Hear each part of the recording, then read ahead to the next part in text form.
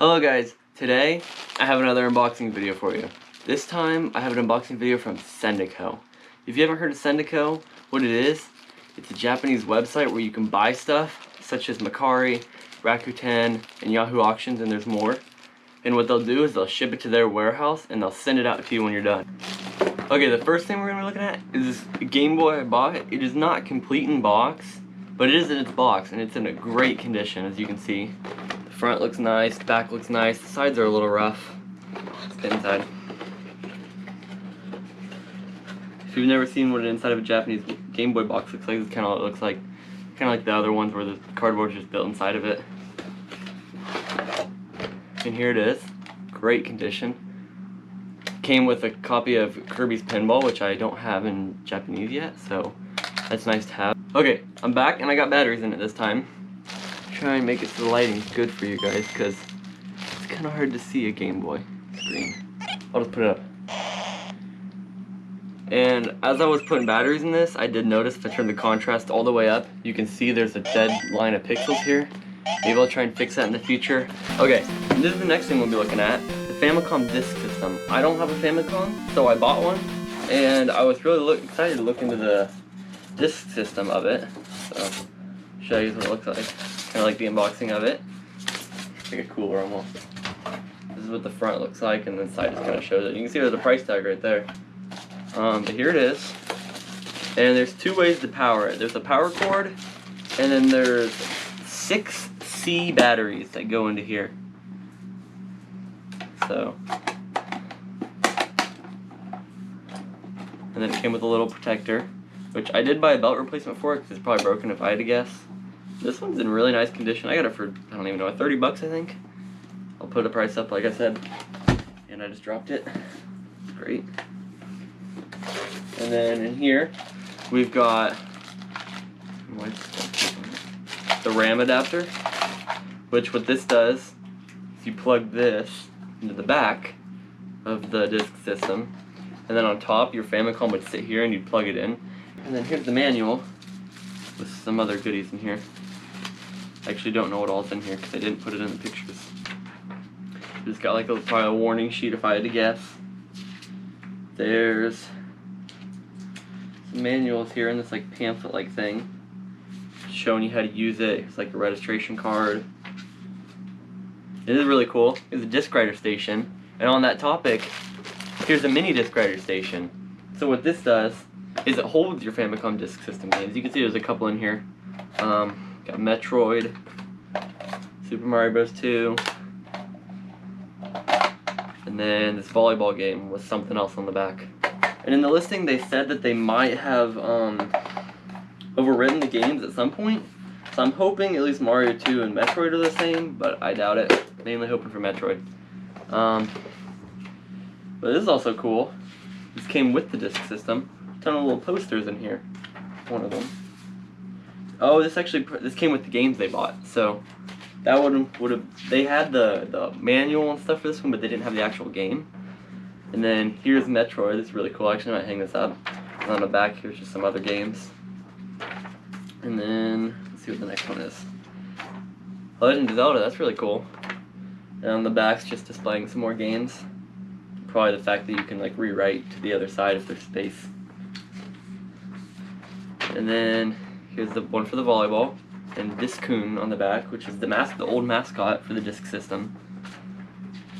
And here you got the one for Mario Bros. 2.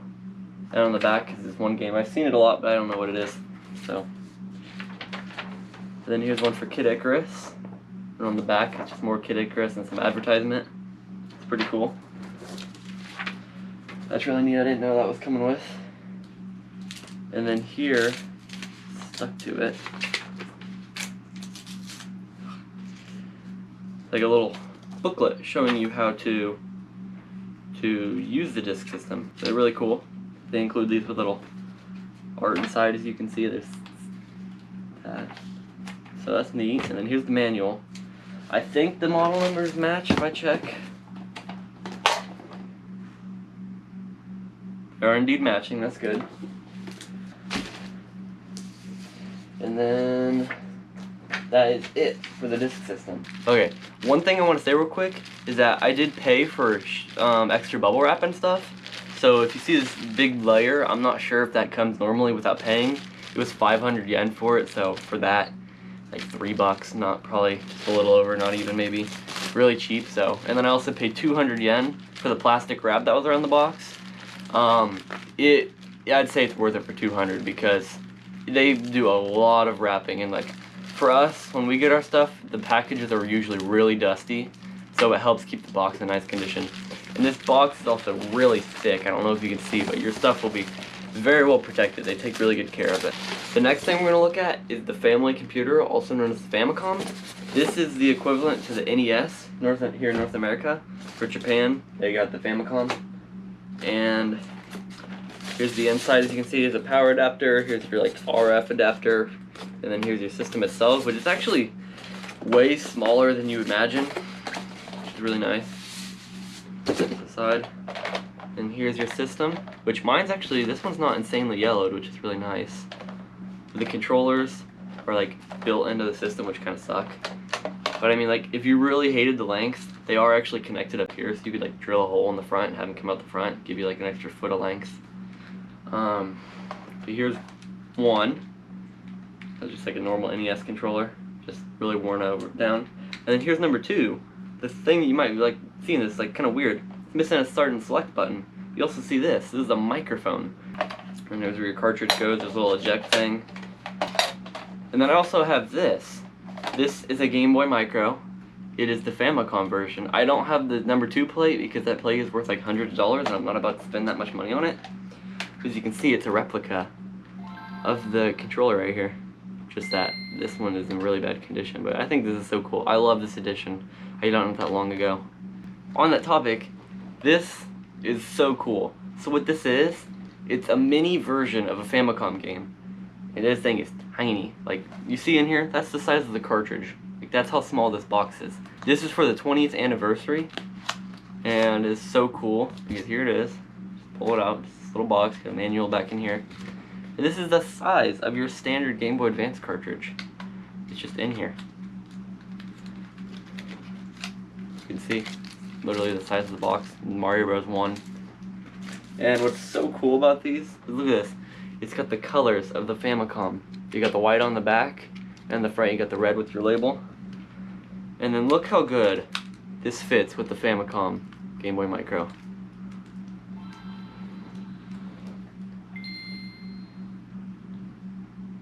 There you go, it's just Mario Bros. 1. Yeah, I can't really play upside down. And I did not order this from Sendico. Just wanted to say this. I have had this for a while. This is mine, so this does not come from Sendico. But this did. So here's what I was talking about with the Famicom and the disc system. We move the controller so you can see. Flip this up, take your RAM cartridge, and just place it right there. And then you take this cord.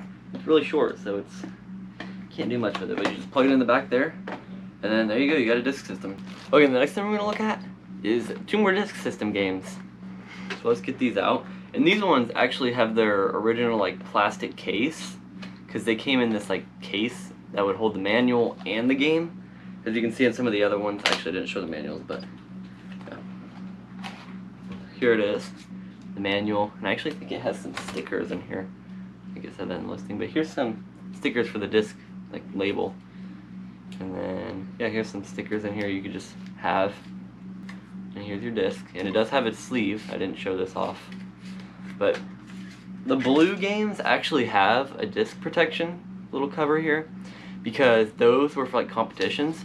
What you could do is you could play the game and get high scores, and you could take it to a local disc writer station or something like that. I don't know, like some you could turn in your scores, and you could turn in those scores, and whoever won would get prizes and stuff. So if you find a game that's blue, then you know it was one of those games that you could win stuff on. So this is like a platformer. I don't know, I saw it and I thought it looked kind of fun, so I was like, I'll get that. And then next we have, it's like a puzzle game. I also saw this, didn't cost that much, and I was like, you know, I'll get that too. I don't really know how to explain it. It's just like one of those games where you just like push stuff around to get to the goal or whatever. First thing is, I don't know if you can see up there, but I love to collect Kirby. I've got every game, North American, some up there. I have some over there, and yeah, there's some Switch games over there, and I've got more in other places, just not currently like in this exact area. Let me try and position this back down. No, I'll just do this. You don't need to see the box anymore. So we got Kirby Mass Attack here, and it is complete, which is nice. I don't have this one for Japanese yet, of course, because I collect both. Since I've completed American, go for Japanese. And on Kirby, here we've got a copy of Kirby and Nightmare in Dreamland, and I'm not going to get this out because they took the box apart for me, which is nice, but I'm not going to put it together right now. And then next, we have Kirby's Adventure, which actually, Kirby's Adventure, Kirby and Nightmare in Dreamland are the same game. This one's just on the Game Boy Advance. They remade it with better graphics and sound, and they just kind of gave it improvements that it really needed. So I love this one. I played through it a ton of times, and I can't recommend it anymore. It's way better than the NES version, because the NES version was very powerful. So like not powerful, but it used up NES's hardware pretty good. So it has some lag and stuff, which isn't great. So that version gets rid of it all, and it looks amazing.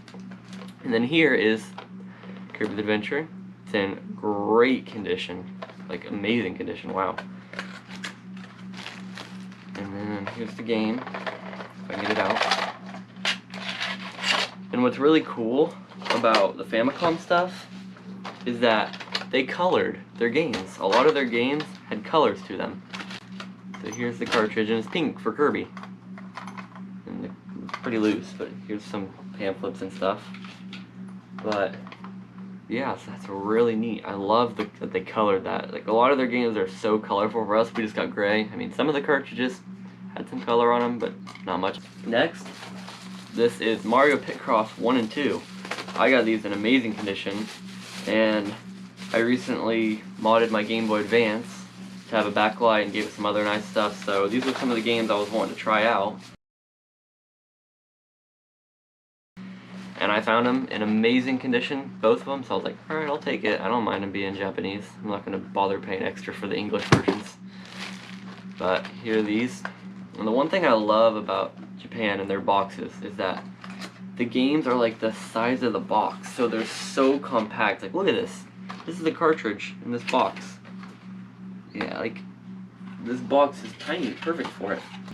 Okay, the next thing we'll be looking at is this Game Boy Color battery. I will not be opening this because it is still brand new. I mean, I might open it later just to look at it, but this is brand new. I got this for 1 yen. It was a bid, no one else bid on it, so I will take that. The next thing is Donkey Kong Jungle Beats.